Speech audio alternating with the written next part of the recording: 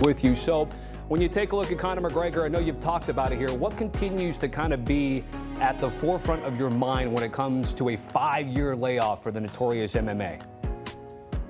Not only a 5-year layoff, but also coming off of one of the worst injuries you could have in the sport, which also throws another hiccup in there. Where is his leg at, after dealing with that, a tibia and fibula fracture.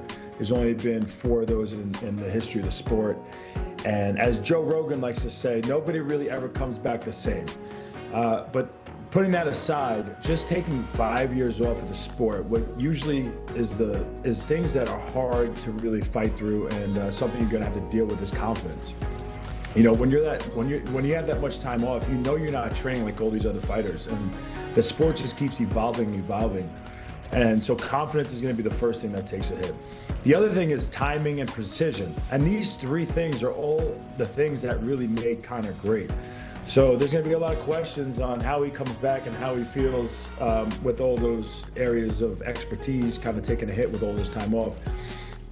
But there is one thing that he is definitely going to still have, and it's McGregor and Holloway too is really happening. How does he sell this fight? I think he's gonna hype it up. That's the beauty. Conor has the ability to be a good guy or a bad guy, and people are gonna love him too. You hit the nail on the head. Conor has the ability to flip-flop. Comes out, I'd like one of your hot sauce, please. I'll donate to your charity. Donates to his charity, breaks his leg. Your wife sent me DMs. You see them flip-flop. I made everybody who he's fought. Khabib may not agree with this, but it was the elevation of Khabib Nurmagomedov. That fight did wonders for both guys. Khabib is not Khabib without Conor. Conor is not Conor without Khabib, without suffering that defeat. Conor McGregor is stepping back into the spotlight, but this time the pressure feels heavier than ever. After years away from the octagon, injuries, setbacks, and endless questions surrounding his future, the former double champion is now being linked to a massive rematch against Max Holloway. The fight has already divided the MMA world. Some believe McGregor still has the magic that once made him the biggest star in combat sports, while others think the long layoff and devastating leg injury have changed him forever. Analysts How pissed do you think Chandler was seeing that Conor was fighting the next month now? He waited. He took so much time off chasing for that fight, right? He's got to be pissed because that's the payday. That's the payday everyone wants. I wish they would have made the Michael Chandler-Conor fight a little bit more than Max Holloway versus Conor. 5 rounds. I'm like, good God. Yeah. But that's the way she goes. I think it's a tougher fight for Conor to fight Max. Mm-hmm. Yeah. I think Conor's a sniper with that left hand and could probably put Chandler away to where I don't know if he's going to be able to do that with Holloway. And Holloway's got cardio for days. And we know that Conor's one of those guys. The Notorious hasn't fought since July 10th, 2021, and I don't know why they did this fight. They dropped it during the Ngannou walkout. The odds right now, Holloway is a minus 480, McGregor is a plus 330. The fight's at 170. Conor's been out for 5 years, half a decade. I think Max Holloway is going to batter on McGregor, especially 5 rounds. You're fighting Max Blessed Holloway, who's been in there. He fought Charles 2026. He fought Dustin 2025. He fought Ilya Topuria 2024. In 2024 also, KO'd Justin Gaethje. 2023, KO'd Chan Sung Jung. It's a big fight. It's a huge fight. I'm fired up. But God, they could have hit something sweeter. This is going to be a rough day for Conor McGregor. I'm a little bit worried about him. Across the sport continue debating whether the old Conor still exists or whether this comeback will finally expose the limits of a fighter who once looked untouchable. One thing everyone agrees on is that this matchup is dangerous for both men and absolutely massive for the UFC. McGregor hasn't fought since 2021, and that kind of absence changes everything in MMA. Fighters evolve constantly, divisions become faster and smarter, and timing becomes... Do you think he beats Max? I don't. You never know. I thought that Max was going to beat Charles, and he lost by complete domination. So I don't know. With Conor, you never know. You never know. Sometimes he goes in, he makes it look easy. Sometimes he lost to Nate Diaz. Bro, when you lose to Nate Diaz, it's very difficult to make predictions about someone like him. You don't rate Nate very high? Bro, he sucks. He's a punching bag. This is 2016 Nate Diaz. 10 years ago, he was in his prime. It doesn't matter, bro. He sucks. He's a fucking punching bag. Nearly impossible to maintain when you've spent years away from real competition. Experts continue pointing toward 3 key issues for McGregor heading into this comeback: confidence, timing, and conditioning. Those were once the exact qualities that made him terrifying. His precision striking, his ability to read movement, and his confidence under pressure allowed him to dismantle elite opponents in ways fans had never seen before. But after 5 years away, and one of the nasty Conor McGregor, and one could argue that that would be the biggest fight in the UFC by far, you versus him. Is this something that you're thinking about? Is this something that's on your radar? Probably. It's not on my radar, but if I get offered that about that fight, we'll see on where Conor's gonna be at that point. If he gets a win, a great comeback, he wins his next fight, and I get offered that fight, we'll see. It's not something you'll ask for? I never close the doors for those kind of opportunities. You know what I mean? Sure. Even if we are not on the same level right now, maybe on the popularity and all that, like he's popular and a lot of people knows about him, but as sports-wise, we all know that he's almost done. Biggest injuries in UFC history. Many are questioning whether those weapons will still be sharp enough against someone as relentless as Max Holloway. The leg break remains one of the biggest concerns surrounding McGregor's return. Fighters like Anderson Silva and Chris Weidman were never truly the same after suffering similar injuries. And now people wonder whether Conor can avoid that same fate. Even though he was younger when the injury happened, returning at an elite level after such damage is never guaranteed. I think the thing to think about is, Max Holloway's always been Mr. Durable, kind of like Nate Diaz. And once that goes, it's a sad, sad thing to watch. So it's like, the questions are, is Max Holloway still Mr. Durable? We know if this fight goes in the 3rd, 4th, and 5th round, it favors Max. Conor's never been a cardio guy. It's just not his thing. Mm-hmm. So if this goes 4 and 5, that's going to definitely favor Max. Max has been active. Like I would put Conor at like a plus 500. I think he's a plus 300. I put him at plus 500. It's a very, very tough fight. This is also what makes UFC different than Netflix MVP or all these other leagues is there's no... That uncertainty is exactly why this fight feels so unpredictable. Some fans believe McGregor's power and accuracy are enough to change everything with one shot, while others think Holloway's pace and durability will eventually overwhelm him over 5 rounds. Max Holloway enters this potential rematch with momentum, activity, and confidence on his side. Unlike McGregor, Holloway has remained active against elite competition year after year.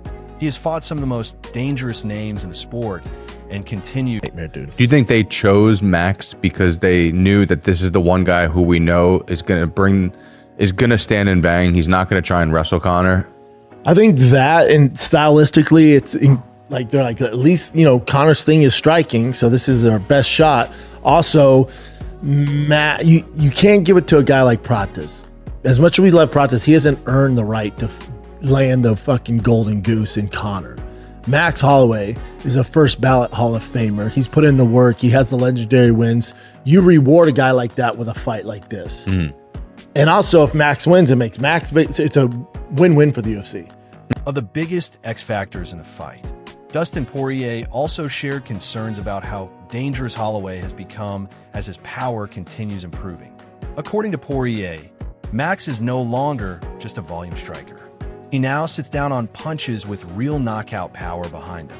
Poirier experienced that evolution firsthand and warned that Holloway at a heavier weight could become even more dangerous physically. If Holloway carries his speed and pressure while adding more power at 170 pounds, McGregor could find himself trapped in non-stop exchanges with a fighter who refuses to sleep. How pissed do you think Chandler was seeing that Conor was fighting the next month now? He waited. He took so much time off chasing for that fight, right?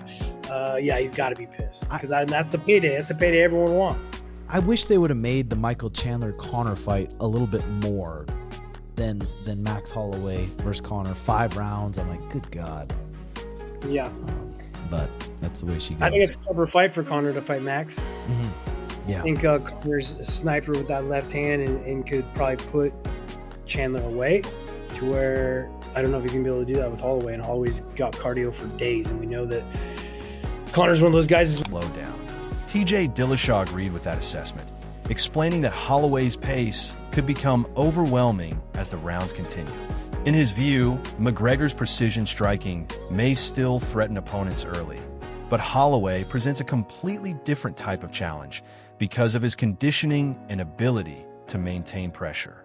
Every minute that passes could slowly shift momentum toward Max. Brendan Schaub also argued that this might actually be the hardest comeback fight. What did you know? What are the biggest improvements you saw in Max in each time you fought him? The last time I fought him, punching power, for sure.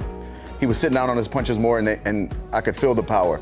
In the second fight, it was more the output Max, volume, but not a whole lot of knockdown power. So Max for sure is a volume puncher, but at 55, when I fought him last, he had power behind his shots, and I got to think at 170, he's gonna have even more power, because Max can punch now, man. He's not just a volume puncher, he can finish fights. Imaginable for McGregor.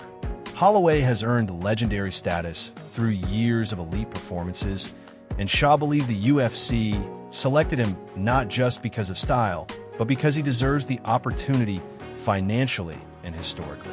Holloway has built a Hall of Fame career and earned the right to face the sport's biggest star. For the UFC, it's a win-win situation.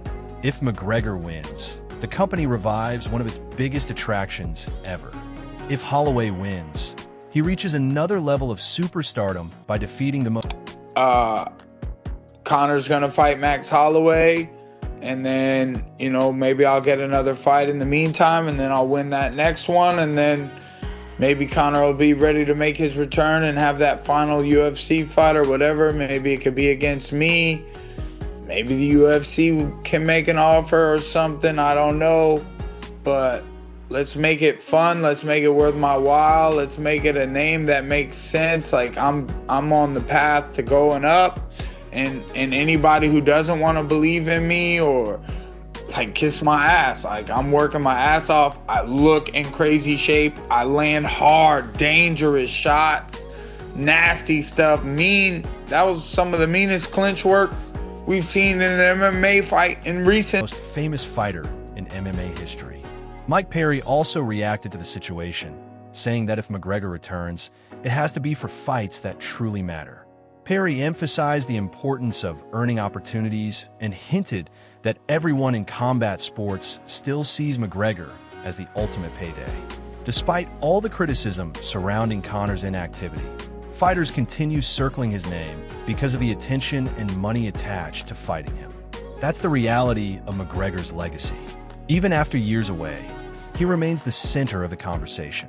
Another major talking point: The Notorious hasn't fought since July 10th, 2021, and I don't know why they did this fight. They dropped it during the Ngannou walkout. The odds right now, Holloway is a minus 480, McGregor is a plus 330. The fight's at 170. Conor's been out for 5 years, half a decade. I think Max Holloway is going to batter Conor McGregor, especially 5 rounds. You're fighting Max Bless Holloway, who's been in there. He fought Charles 2026. He fought Dustin 2025. He fought Ilya Topuria 2024. In 2024 also, KO Justin Gaethje. 2023, KO Chan Sung Jung. It's a big fight. It's a huge fight. I'm fired up. But God, they could have hit something sweeter. This is going to be a rough day for Conor McGregor. I'm a little bit worried about him. Is psychological pressure. Returning after such a long absence is mentally brutal, especially against someone as active and dangerous as Holloway. Confidence can disappear quickly once punches start landing and timing feels off. For McGregor, the opening rounds will likely determine everything. If he starts fast, lands clean, and forces Holloway to respect his power, the fight becomes competitive immediately.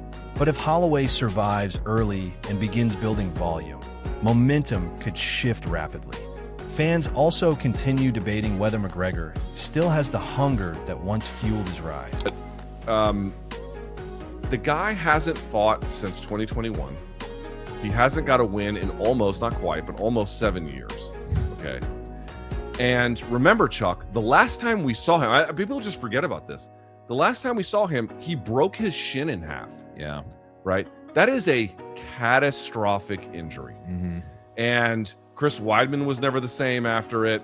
Anderson Silva was never the same after it. Like, they were just, the whole thing was a disaster for both of them. Now, granted, they were older and, you know, I don't know. Well, actually, I'm not sure how old was Chris Weidman when he broke his shin in Long Island. Can you look that up? How old was he? Mid-30s, but I'll look it up. So Conor was what, 32 when he broke his shin? Yeah, he was 32. Yeah. So I mean, that's not like super old, but it's not super young either. And in either case, just a gigantic. During his peak, Conor fought with desperation, obsession, and complete belief in himself. Since becoming one of the richest athletes in combat sports, critics argue that the edge may be gone. Holloway, meanwhile, continues fighting like someone determined to prove himself every single time. That contrast in mentality could play a huge role once adversity appears inside the cage. Still, dismissing McGregor entirely feels dangerous. Time and time again, he has shocked people by producing moments nobody... Yeah. So, like, what kind of fighter are we going to get? To me, the biggest X factor, Chuck, is that they're going to get Holloway to go to 70. Right? Right. And I don't know how his power and everything is going to translate up there. That to me is an X factor. But Holloway should, like, this, I'll just say this. And again, we'll talk about the odds here in just a minute. But, like, dude, this is a fucking tough fight for Conor McGregor. Make no sense. As anticipation grows, the MMA world continues arguing over every detail, from cardio and durability to ring rust and power. But once the cage door closes, none of the debates will matter anymore. The only thing left will be two fighters standing across from each other with everything to prove.